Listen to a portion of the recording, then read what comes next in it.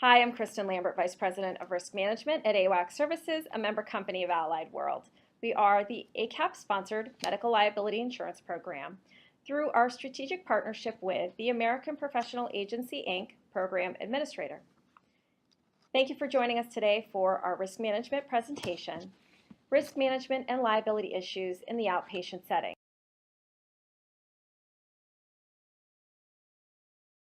Disclosures of conflicts of interest.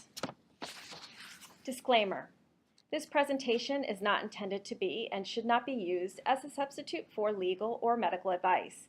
Rather, it's intended to provide general risk management information only. This presentation may contain time-sensitive information.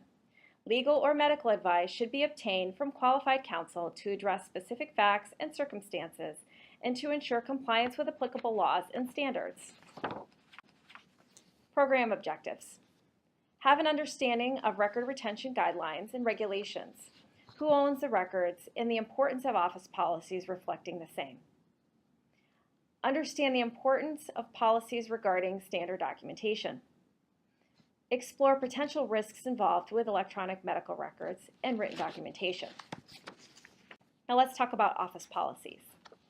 Whether you're in a solo practice or group practice, one of the more important things to consider is proper office policies. Although this is not an exhaustive list, there are some policies here that you should have in place when forming a new partnership or practice. These policies can be used as a training tool for staff and as a way to ensure consistency among physicians and staff. Should you or your practice ever be sued for malpractice, established policies may become critical in the defense of your case. A plaintiff's attorney will often use office policies or lack thereof as a way to show that your office didn't comply with its own policies or the practice was somehow a fly-by-night operation if the group had a lack of policies or deficient policies. An attorney could attempt to draw an inference that your practice must have been in some way negligent in the patient's care and treatment because you didn't adhere to your own policies or that you didn't have them in the first place. Patient confidentiality. It's important to have a uniform policy if staff members or employees breach confidentiality. What are the consequences, and are they applied uniformly across the board? Consequences of HIPAA violations. It's important to have a policy concerning confidentiality in place from the outset when you open your practice, so that as a physician you can avoid or minimize legal and professional consequences that you may face if one of your staff breaches confidentiality. We will cover HIPAA a little bit more in a few minutes, but remember that HIPAA violations can and do occur outside the office setting. The HITECH Act was passed in 2009 and expanded HIPAA and put in place a breach notification rule. It requires covered entities and business associates to give notice when there's a breach of unsecured protected health information if there's a significant risk of financial, reputational, or other harm. There are a number of things that should occur in the event of a breach, depending on if it involves 500 or more patients.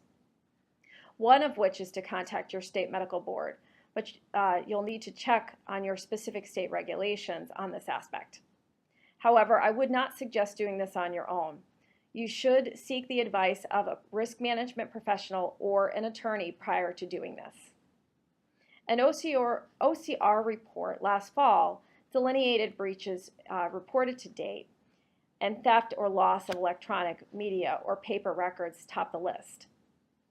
You can't really stop someone from losing a laptop, and laptops are going to be stolen. However, you can encrypt the information, the protected health information on those laptops. If you do that properly, which is a technical thing under the rules, then the information will not be said to be unsecured under the breach notification rule. Then you wouldn't have to go through the hand-wringing analysis of whether to disclose, and you wouldn't have to go through the great expense of disclosing and providing notice to all that were affected by this breach. A specific case of inadvertent HIPAA violations. We get hotline calls on a variety of issues, and I just want to mention an issue having to do with an inadvertent HIPAA violation. And we can all see this issue happening. The psychiatrist had a practice of mailing a new patient form to a patient before his or her first appointment. This was done in an effort to save time at the initial appointment. This is something that you may do in your typical practice on a daily basis. This form was copied as per their typical office practice. However, several dictated patient notes were also printed to the same copier. The office staff mistakenly stapled several other patients' dictated notes to the back of the new patient form, and they were inadvertently mailed out to the new patient. The new patient called to alert the doctor of this error and wanted to know what to do with the notes. The patient indicated he had not read the notes, but realized that they involved other patients and must have been sent in error. The doctor then needed to alert the other patients of this inadvertent disclosure. Telephone procedures. It's important to develop a policy and procedure on telephone messages and calls when forming a solo practice or partnership, and that your staff are aware of this practice. So, if a call comes in, how is it going to be documented? Where are the messages kept to ensure that they're not lost? Are messages incorporated into the medical record, or are they kept separately? This can be important in the event that you or your practice are sued. So you need to have a record of the calls that come in or out of your office, not simply copies of a telephone bill. Post-it notes are great, but not for telephone calls with patients. They can be lost. There's a risk that they may not be entered into the medical record. So a log of some sort is important for all patients. Make it uniform across the board. We are all on the go, and we all are using mobile devices for the most part, and it's become commonplace in every facet of our lives. If you're using a mobile device for communication with patients, ensure that when you return to the office, the conversation is documented within the medical record. So if you're out of the office or someone you employ is out of the office and using a cell phone for patient-related calls, you need to know what the process is for documentation when you return to the office. If you're using written documentation or even scanning written documentation into an electronic format, if you use a scrap piece of paper, it's best to transfer the contents of the communication over into a formal documentation type. If you're ever involved in a lawsuit, you want your record to look complete and not sloppy. Attention to detail is important. Medical record documentation. I could spend an hour just on documentation alone, but for purposes of this talk, if you're forming a solo or partnership practice, it's important that you develop an office policy for documentation. It goes without saying it's important to document. Keep in mind that what can happen many years down the road and how it can impact you personally and professionally. Not taking notes is unpermitted, unethical, can lead to license revocation, and the inability to defend a medical malpractice case. Legal case for documentation. Whether written or EMR, good documentation ensures effective communication among providers about the patient and in general supports the billing of services, supplies, and equipment.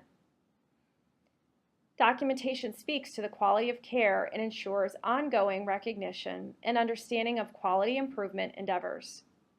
And good documentation is essential to the defense of a medical malpractice case. You need to have proper policies and procedures in place concerning documentation within your office setting. Does the office have a uniform practice for documentation, not just specific for each patient? Does the office policy or practice comply with state regulations?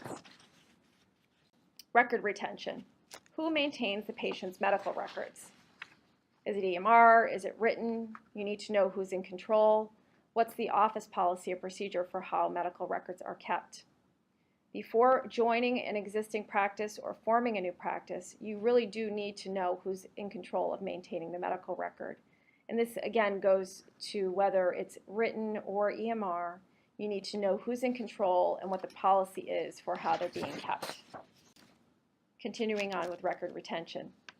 Office policy on record retention. What's the policy? Whether you are opening a group practice, joining an existing practice, or either as a staff physician or an independent contractor, a partner, or shareholder, and are using an EMR system, it's important to understand how the system works and how it interacts with other systems. especially if you're part of a larger healthcare system or you have admitting privileges at a hospital system. Is there the ability to communicate between your EMR system and theirs? EMR record retention risks. Here are just a few risks if you decide to use an EMR and are part of a larger healthcare system also using an EMR. So for example, a patient you have been treating in your private practice is hospitalized with an affiliated hospital, and you have a separate EMR system within your office versus the system that the hospital has. This could be problematic for documentation, information, and consistency. So as we just discussed, it's important that you understand your system's strengths and weaknesses. Record retention and storage. If you have written documentation, you should have a proper policy in place to keep the confidential, sensitive psychiatric documentation protected. So again, whether beginning anew, joining an existing, you need to know how the records are kept and how they're being stored. If written documentation, have a policy in place to keep the confidential and sensitive psychiatric documentation secure. So again, whether beginning anew or joining an existing, how are the records going to be kept? For example, a medical malpractice case involving a flood in the storage of an office, the records were destroyed. The malpractice case involved the flooding of the office. Although the weather issues can't be prevented, how you maintain and store medical records is your obligation.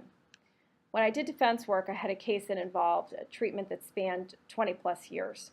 There was a lawsuit involving failure to diagnose cancer. So although it's not a psychiatric case, I want to mention it because it's an interesting issue concerning record retention and storage.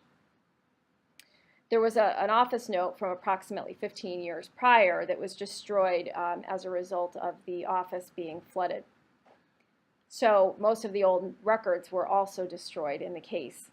And the doctor had the practice in his house, and again, there was a flood that destroyed all the records. It was in the basement, and the records, again, most of them were destroyed. Those records could have been helpful to the defense of the case, but it was only the doctor's own position that he remembered having a conversation with the patient about this and had documented, and it was his say that the record existed, even though there was no record to actually support this position. So keeping the records in a place where it can't be destroyed is important. Also consider having your old written records scanned and backed up electronically. Continuing on with record retention. We get many calls from psychiatrists regarding record retention. You're obligated under the laws of your specific state to maintain medical records for a certain period of time. It's important to check with your specific state on how long you're required to maintain records. In all cases, medical records should be kept for at least as long as the length of the statute of limitations for medical malpractice claims. I suggest that you keep records indefinitely. Patients often stop treatment for a period of time and then re-engage, especially in psychiatry. In the event of a lawsuit, the records may be helpful in the overall defense of a medical malpractice action. Release of medical records. Producing records. You need to have an office policy on producing records to other parties, including patients. You're dealing with confidential psychiatric records that are sensitive in nature. As a result, you should have a policy in place about providing these records to other parties. So, if you receive a request for a medical record and it's your own practice, I would suggest contacting your insurer before you produce the records. Your response to a subpoena depends upon the individual circumstances and the laws in your particular state. Failure to respond to a subpoena or responding inappropriately can subject you to court sanctions and may expose you to a breach of confidentiality claim. In most cases, physicians cannot release records without the consent of the patient. In certain situations, even if the subpoena is accompanied by a signed authorization from the patient, there may be clinical or legal reasons to withhold the records. In addition, many states have heightened regulations regarding production of psychiatric or mental health, behavioral health records, as they often are highly confidential and sensitive in nature. These records often can't be produced absent patient consent or court order. Another consideration is if the patient is deceased and the family member is requesting the records. Does that person have the legal authority to obtain the records? It's important to have a uniform policy on producing records, but know that it's important to work with an attorney prior to producing records. Again, each state has its own record release regulations. For instance, in Texas, if you receive a release for records, you must provide within 15 business days. But in New York, it's within 10 days of receiving a written request. So it really does depend on where you're located within the country. Lab values office policy. It's important to have an office policy that takes into consideration the following. Are they left for you or the ordering provider in a certain location? Does the office staff know how to contact you when a lab value arrives? Do you initial the written value when it's read, electronically or in writing? If using an electronic system, how are you notified of pending results and how do you sign off on those? Social media office policy. Among the policies just indicated, you should have a policy on the use of social media if you're employing others within your group. You need to protect yourself in the event that you employ other physicians, physician extenders, and office staff. This is an area I could again discuss for the entire time I'm here and well beyond. However, it's something to keep in mind in the event that you form an office practice. We may likely see cases arise in the future, but this is still a newer area where suits are just beginning to be seen in the legal arena. Do you have a proper policy concerning disciplinary action in place in the event that your staff violates the office policy on social media? If you have employees, are they leaking information on social networking sites? Unprofessional social media use, even if it's not directly by you, could certainly impact you. It's important to have an office policy on the use of social media if you intend to employ anyone. Keep in mind that the Federal Trade Commission guidelines may impose liability on businesses for statements that employees make on social networking sites, even if the company had no actual knowledge. Other types of documentation. Email.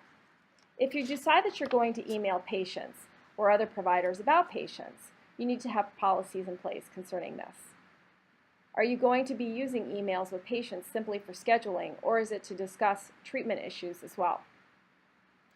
What do you do if you're solely using email with a patient or his or her parents strictly for scheduling purposes, and then suddenly it becomes a more frequent issue and there's more issues involved in the discussion? What if a patient or his or her parents begins communication about treatment issues, about side effects? What do you have in place to prevent that from happening? And should you have opened the door to begin with? Email is private but not necessarily confidential. It should be encrypted. It should be incorporated into the medical record, and informed consent is certainly an issue because you don't have a back and forth dialogue through email communication where there's open-ended questions and ability to have a conversation. So things can be misinterpreted or lost through that medium. Could it be a slippery slope? Email is becoming more and more widely used with patients, often for scheduling purposes. Be aware that once you open this door to your patients, they will typically expect you to respond to emails. Ignoring emails from patients is usually not an option. Make sure you have safeguards in place in the event that you're out of town or it is after hours. Office compliance procedures. Will you have an internal monitoring and auditing system? Such a system ensures compliance with existing policies and also serves as a conduit for staff training and education.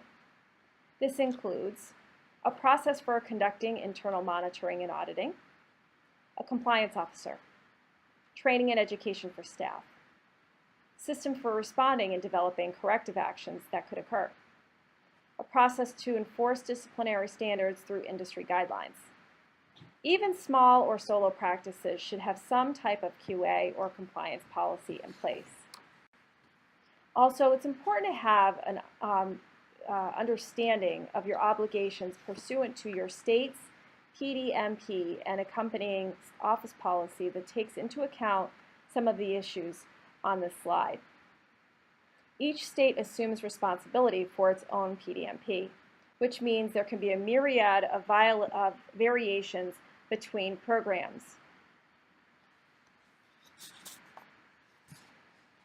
It's important for you to understand your obligations and responsibilities in the jurisdiction in which you practice.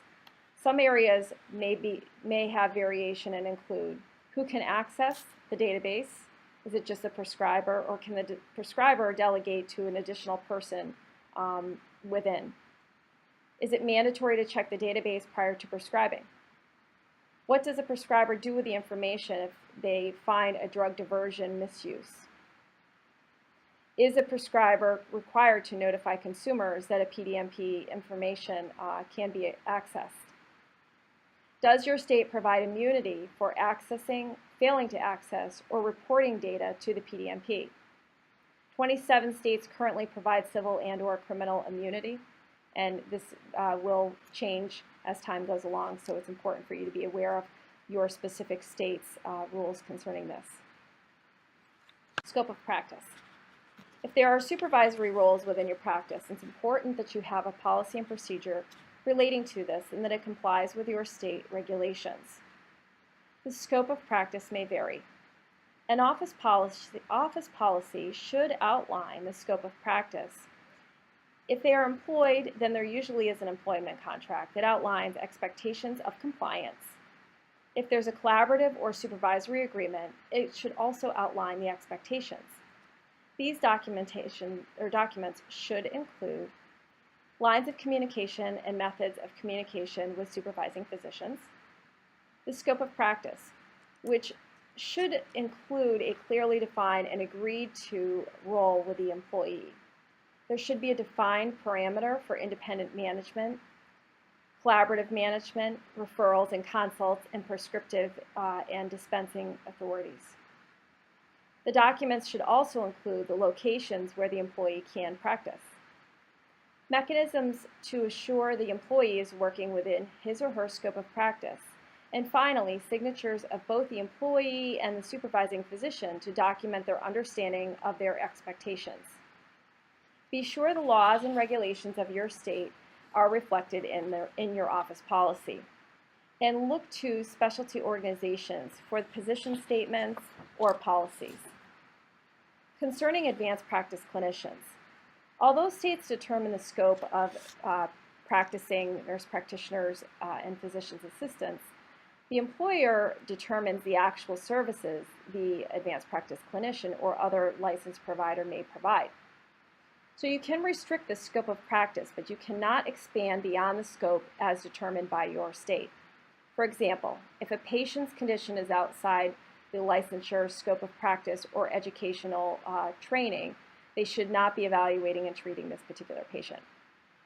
The supervising physician has a responsibility to ensure that delegated tasks are within the scope of practice for each advanced practice clinician. Have a plan in place that specifies how the advanced practice clinician should handle patients requiring emergency care or urgent care outside their scope of practice. This is especially important if the supervising physician is not in the same location. An issue that crops up is the overlapping scope of practice between the advanced practice clinician and the physician. Both often manage the same patient, and an overlap may come into play when assessing changes in condition and ordering tests or follow-up. So it's important that there is clear communication so that the potential omissions do not occur.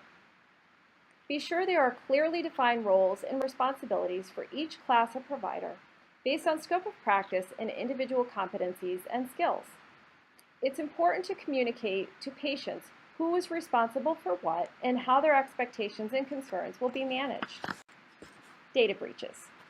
As you may know, the HIPAA Omnibus Rule went into effect on 3/26/13, and the final rule has a couple of provisions directly related to the practice of psychiatry. Breach notification standard changed to a presumption of breach standard.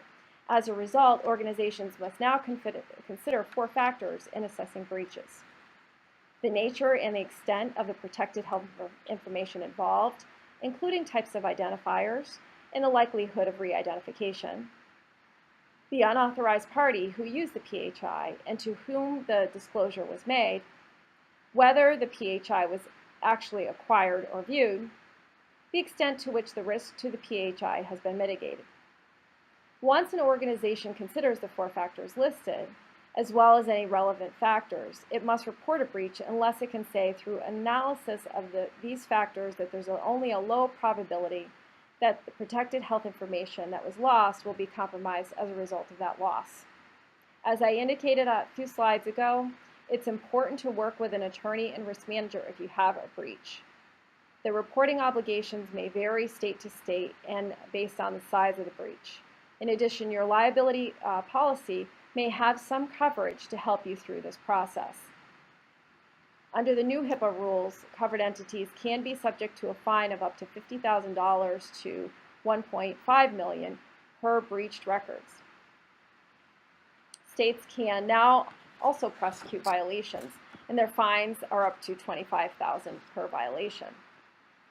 As some of you may know, either by using or considering using electronic records versus paper records, I want to make you aware of some specific issues on electronic records, especially if you intend to use a laptop with stored data.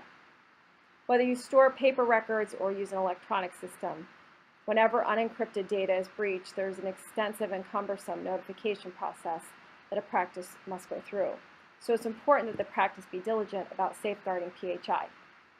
There are a number of things that should occur in the event of a breach, one of which is to contact your state medical board because you need to check on your specific state regulations in this aspect. Again, I would not suggest doing this on your own. Contact your liability insurer, talk to your risk management professional, and an attorney. Just a couple of recent breaches. A large hospital, settled with the government for $1.5 million for a HIPAA breach. One of their retired doctors had his laptop stolen when lecturing in South Korea. 3,600 patients' information were stored on his unencrypted laptop. An Oregon Medical Center recently experienced a breach involving a laptop stolen from a surgeon's vacation rental home in Hawaii, according to the university. Patient information was in the email program, daily surgery schedules, and a number of other issues such as type of surgery, gender, age, surgeon, anesthesiologist's name, surgery dates, times, and locations. The social security numbers of 9 patients were in other emails, and the patient's identity information was in there as well. The medical center required all laptops used from patient care to be encrypted. The laptop in question was purchased and used for research purposes. It was not encrypted. Although the physician wrote and received emails that related to patient care on the laptop, he believed those emails were housed on an email network, which was secure. However, as the case in many email programs, recent emails are stored on computers and within their hard drive.